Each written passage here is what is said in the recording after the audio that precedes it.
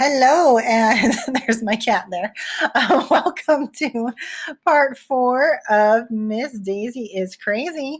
So, again, this is part 4. So, if you've not heard or listened to parts 1, 2, and 3, go back to our section on read alouds and check those out.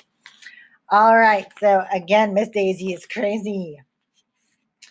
Chapter 9, Put Those Books Away.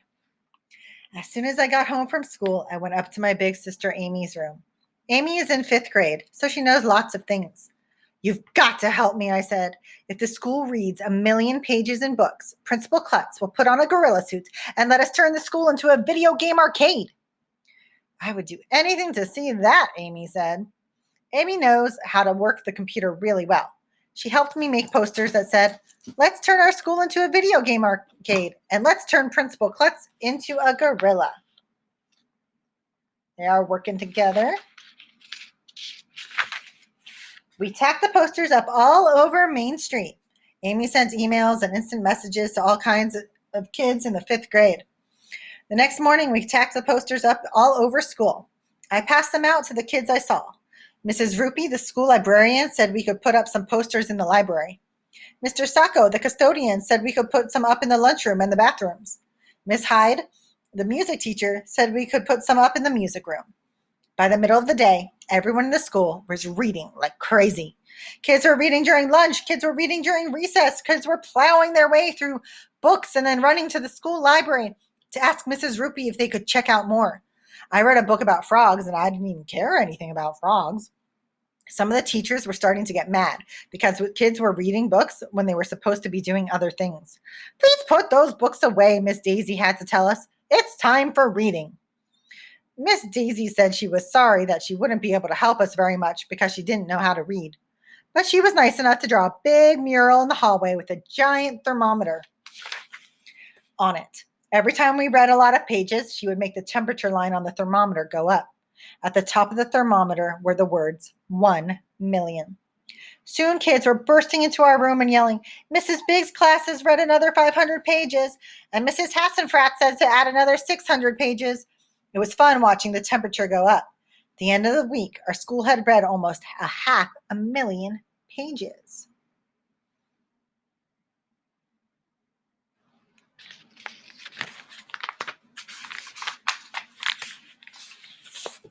Football players are really dumb. Boys and girls, today we have a very special and famous guest. Ms. Daisy said, his name is Boomer Wiggins. Wow, was the first thing everybody said. Who's he, was the second thing everybody said. But I know who Boomer Wiggins was, because Boomer Wiggins was my hero. He was the quarterback of my favorite football team, the Chargers. Wow, a real football player right in our classroom. Miss Daisy told us that Boomer Wiggins had a daughter in 4th grade, and that's why he was spending the day at our school. When Boomer Wiggins walked into the class, everybody gasped. He was really big, and he had so many muscles that they poked right against his shirt. We all crowded around him, and Boomer let us feel his arm muscles. I couldn't even get my hands around them. Then Boomer picked up Emily with one hand. He was amazing. Then he gave each of us a little plastic football, and he signed his name on each one. Does anybody have any questions? Boomer asked. Do you like knocking guys on their butts? I asked. Everybody laughed, even though I didn't say anything that was funny. Miss Daisy said it was butt, not butts, because a person only has one butt. But I said a butt was divided into 2 halves, so really it could be butts. Miss Daisy said that was enough of that talk. I said she shouldn't be complaining because she was the one who started it. I don't like knocking people down, Boomer told us, but sometimes we have to because it's part of the game. Mr. Wiggins asked Miss Daisy, is it true that football players are really dumb? We all gasped. I was afraid Boomer Wiggins would knock Miss Daisy on her butt. Excuse me, said Boomer, like he wasn't sure if he had heard the question. Well, somebody once told me that if you play football, you don't have to know how to read or write or do arithmetic or go to school. Who told you that, Boomer asked Miss Daisy. Everybody looked at me. I slid down that my head was almost under my desk, and I hid behind my notebook. Oh, a good friend of mine told me, Miss Daisy said. Is it true? If I didn't go to school, I never could have become a football player, Boomer told us. I have to read and study my playbook very carefully. I have to write letters to my fans. Every week I have to study very hard to get ready for the next game. Did you go to college? Asked Miss Daisy. Yes, Boomer said. And when my football career is over, I plan to go back to school so I can become a doctor. Wow, I said. I want to go to college someday so I can become a doctor and not guys on their butts. Butt. Everybody laughed, even though I didn't say anything funny. Then, to prove how smart he was, Boomer Wiggins read us a book and passed out bookmarks that said, "Achieve your goal by reading" on them. Miss Daisy said that even though Boomer read the book to us, we could still add 52 pages to the total number of pages we've read. The temperature level on the thermometer in the hallway kept getting higher and higher. Chapter 11. We rule the school. Can you make a prediction about what's going to happen in the story in Chapter 11 titled We Rule the School? Finally, the big moment arrived.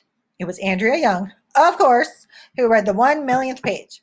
We all cheered when Miss Daisy went out in the hallway and filled in the top of the thermometer all the way up to the words 1,000,000. That Friday night, everybody in the whole school showed up at school. Can you believe it? I actually couldn't wait to get to school on the weekend.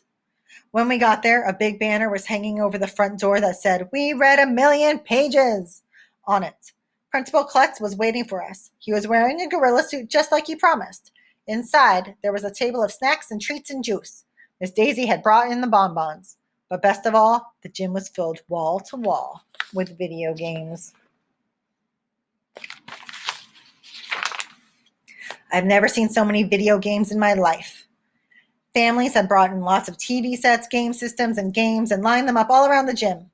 We could play all we wanted, and the only rule was that you had to take turns. For the kids who didn't like video games, there were tables of board games set up in the middle of the gym.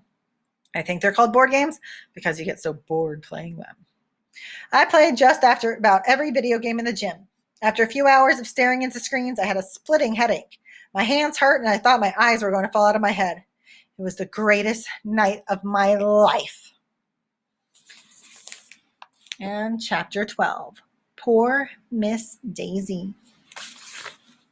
Monday at school, we had social studies. Miss Daisy said she was really sorry, but she didn't know anything at all about social studies and that we would have to help her. I don't even know the name of the first president of the United States, she told us. You don't, we all said. I haven't a clue. It was George Washington, we all shouted. Really, Miss Daisy said with a wink. Never heard of him. I was beginning to suspect that Miss Daisy might have been just pretending that she didn't know anything all along. One day I caught her looking at a piece of paper, and her eyes were moving back and forth like she was watching a ping pong game. Hey, you're reading, I said. I am not, she insisted. You know I can't read. Then how come your eyes are moving back and forth like you're watching a ping pong game? I was just thinking about this great ping pong game I saw once, she replied. It was great. You should have been there. Maybe she was joking and maybe she wasn't.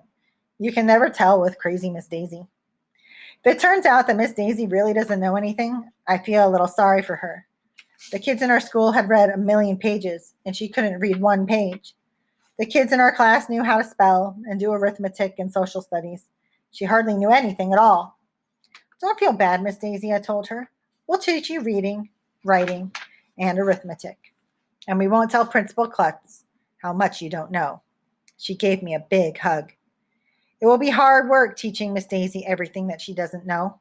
I think that would, by the end of the year, if the whole class works together, we just might bring her up to second grade level. But it won't be easy. Well, if you have liked this story, there's actually 21 chapter books in this whole series by Dan Gutman. And you have a whole book dedicated to Principal Klutz. Principal Klutz is nuts. About a bunch of different teachers like Miss Suki is kooky, Bummer in the Summer. It is called the My Weird School series, and this was book 1. So you can always check those out at the library. I hope you've enjoyed it, and I'll find what our next read aloud is going to be. Bye!